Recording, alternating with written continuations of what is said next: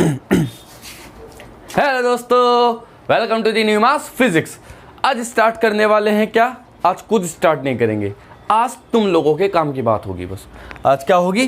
तुम लोगों के काम की बात। इसमें क्या है? इसमें हम ये देखेंगे जो बहुत सारे बच्चों के मन में कंफ्यूजन है, पूरे ऑल ओवर इंडिया के बच्चों के मन में कंफ्यूजन है कि भाई सीबीएसई ने कह तो दिया कि 30-30-40 का फॉर्मूला लगाओ और रिजल्ट तैयार करो।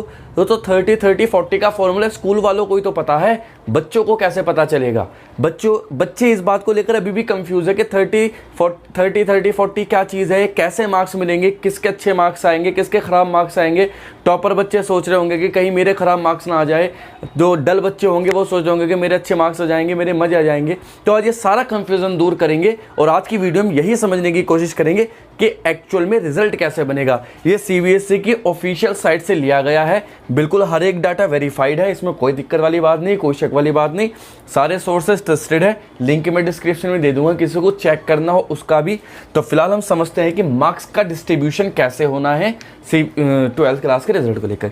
तो देखो, जैसे सीबीएसई ने कहा कि क्लास 10th के 30% लेने हैं, क्लास 11 के 30% लेने हैं और क्लास 12 का 40% वेटेज लेना है। तो मैंने क्लास 10th 11th और 12th की एक मार्क लिस्ट बनाई है। मान लो एक बच्चा ले लिया मैंने, किसी एक बच्चे की एक मार्क लिस्ट ले ली, इमेजिनरी बच्चा है, पता नहीं किसके मार्क्स से क्या है, किसी का हो भी सकते हैं, मुझे नहीं पता, ऐसे ही मैंने ले लिया ये। और उसके अकॉर्डिंग फाइनलाइजेशन क्या है, तो देखते हैं फाइनलाइजेशन इस बच्चे का रिजल्ट कैसा बैठता है, अच्छा बैठेगा बुरा बैठेगा अकॉर्डिंग टू सीबीएसई 2021, है ना, जो रिजल्ट बनेगा उसमें।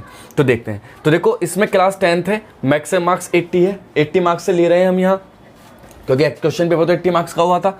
और परसेंटेज कितनी लेनी? 30% का कंपोनेंट लेना है। तो 5 सब्जेक्ट लेंगे, 1 2 3 4 5, और मैक्सिमम मार्क्स अवार्डेड कितने मार्क्स मिले 80 में से बच्चे को? पहले सब्जेक्ट में 70 मिले हैं, दूसरे में 65 मिले हैं, तीसरे सब्जेक्ट में 80 मिले हैं, चौथे परसेंट में 60 मिले हैं और पांचवें सब्जेक्ट में 65 मार्क्स मिले हैं। तो हमें तो ना मैक्सिमम जो 3 सब्जेक्ट चूज़ करने हैं, क्लास 10th के 3 सब्जेक्ट चूज़ करने हैं जिनमें मैक्सिमम मार्क्स आए हो। तो मैक्सिमम मार्क उन 3 सब्जेक्ट चुन लो भाई, किसके ना मैक्सिमम मार्क्स है। एक तो 70 वाला है, एक 80 वाला है और एक 65 वाला है। तो इन तीनों मार्क्स का क्या निकालेंगे? मीन निकालेंगे। तो देखो, मीन निकालो यहाँ। तो जब मीन निकालेंगे हम यहाँ, इस पर देखो, यहाँ अगर हम मीन निकालेंगे तो मीन कैसे निकालते सब जानते हैं, 10th क्लास के बच्चे तो पढ़े होंगे।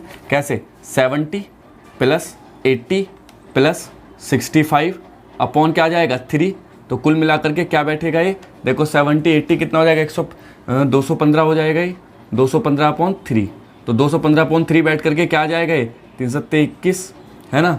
और क्या बचा ये? 3.66, 71.66% आया है मीन इसका। अब इस मीन का 30% लेना है, 30% ऑफ मीन। तो मतलब क्या लेना है? 71.66 × 30%। तो ये कुल मिलाकर के बैठेगा 21.5%।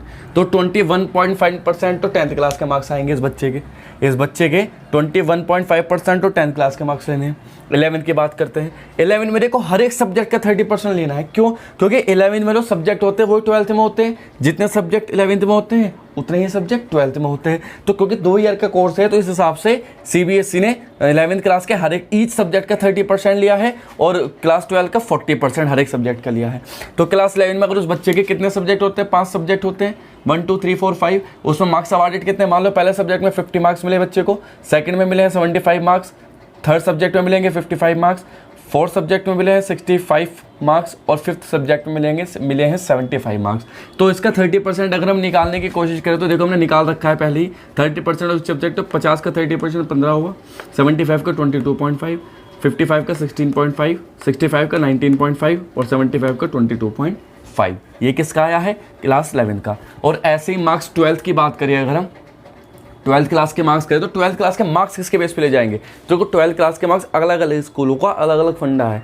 जैसे मान लो कुछ स्कूल यूनिट टेस्ट के बेस पे ले सकते हैं, कुछ स्कूल हाफ अर्ली के बेस पे ले रहे हैं और कुछ स्कूल प्री बोर्ड के बेस पे ले रहे हैं। वो अपनी इच्छा अनुसार है। तो मान लो प्री बोर्ड के मार्क्स है, किसी बच्चे के प्री बोर्ड के 12th क्लास में ये परफॉर्मेंस रही, तो उसके अकॉर्डिंग 40% कैसे निकलेगा? देखो, तो प्री बोर्ड में मैक्सिमम मार्क्स तो 80 लेना है, हर एक सब्जेक्ट के 80 में से लेना है, उसमें हमें कुछ नहीं करना।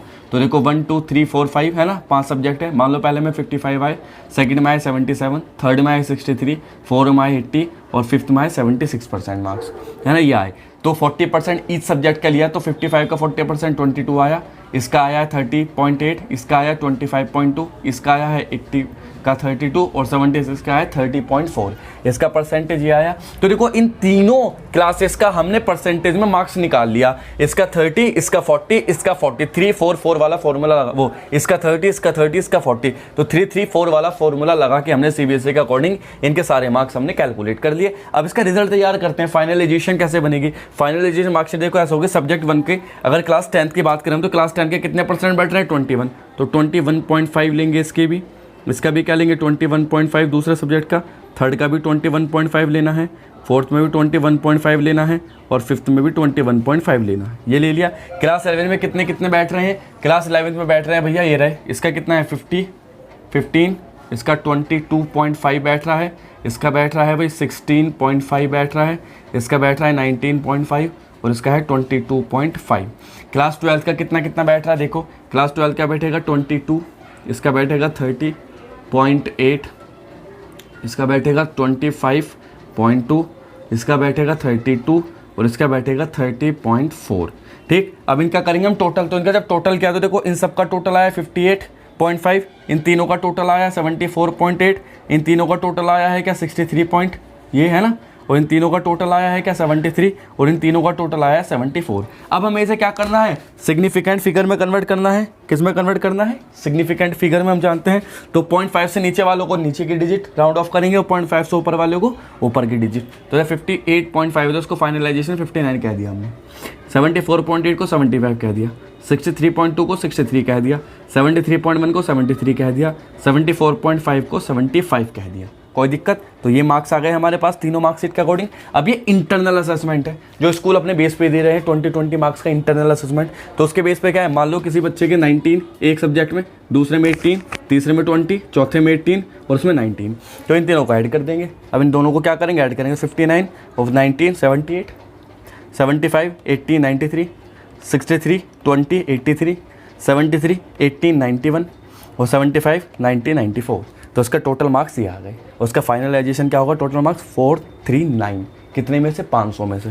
तो 500 में से भैया 439 नंबर इस बच्चे के आ गए हैं। इंटेलिजेंट बच्चा है, कोई दिक्कत वाली बात नहीं। अगर हम इसकी परसेंटेज निकालें तो परसेंटेज कितनी आ जाएगी इसकी, परसेंटेज अगर हम निकालें रिजल्ट की फाइनल परसेंटेज, तो परसेंटेज आ जाएगी इसकी 439/500 इंटू 100।